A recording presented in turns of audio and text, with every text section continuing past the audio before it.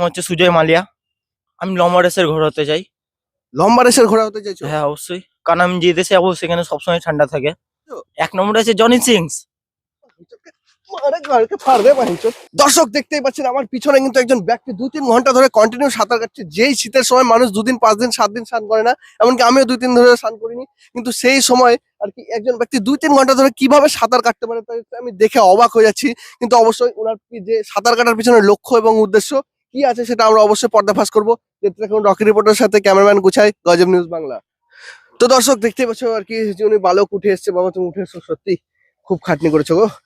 দর্শক উনি দেখতে পাচ্ছেন কিন্তু উনি একদম ২-৩ ঘন্টা ধরে কন্টিনিউ কিন্তু সাঁতার কেটে এসেছেন। কিন্তু তোমাকে একটা প্রশ্ন আমার সরাসরি যাবে, তুমি যে ২-৩ ঘন্টা ধরে শীতের সময় এই ঘন কুয়াশার মধ্যে একটা সাঁতার কাটছো, এর পিছনে লক্ষ্যটা কি? আমি লম্বা রেসের ঘোড়া হতে চাই।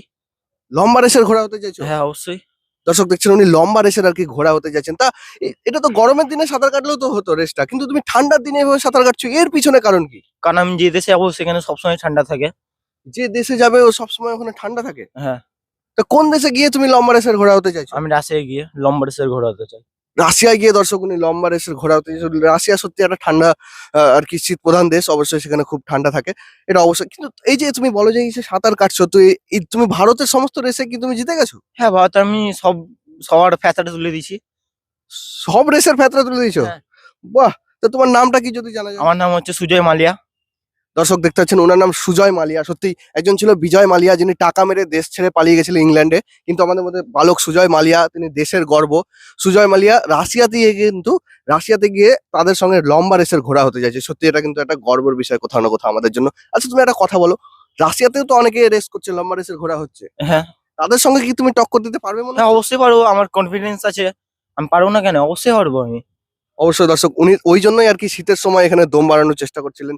এর আগেও কি রাশিয়াতে তুমি কোনোদিন সাঁতার রেসে গিয়েছিলে, বা কি কি প্রস্তুতি নিয়েছো সাঁতার রেসের জন্য যদি একটু বলো? সাঁতার রেস?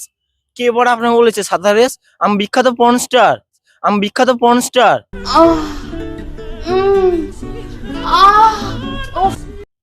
হ্যাঁ, হ্যাঁ। তুমি সাঁতার রেস না, না। পলস্টার? হ্যাঁ।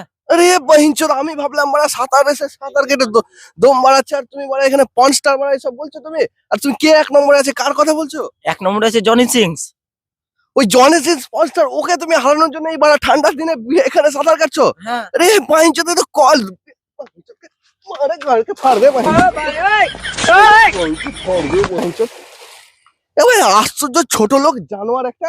আমি ভাবলাম মনে হয় কোথাও লম্বা রেসের ঘোড়া হবে, সাঁতার ফাতার কাটবে, তা না, লম্বা রেসের ঘোড়া ওরা পস্টার হবে, দম বাড়াচ্ছে, ওখানে গিয়ে অ্যাকশন দেখাবো, ওর ভিডিও নাকি সব জায়গায় চলবে। আশ্চর্য ছোট লোক ভাই। সত্যি এই ধরনের রিপোর্টিং দেখার জন্য লেগে থাকুন কন্টিনিউ রকি রিপোর্টের সাথে গজব নিউজ বাংলা। সবার গান উঠাই ফোকাস।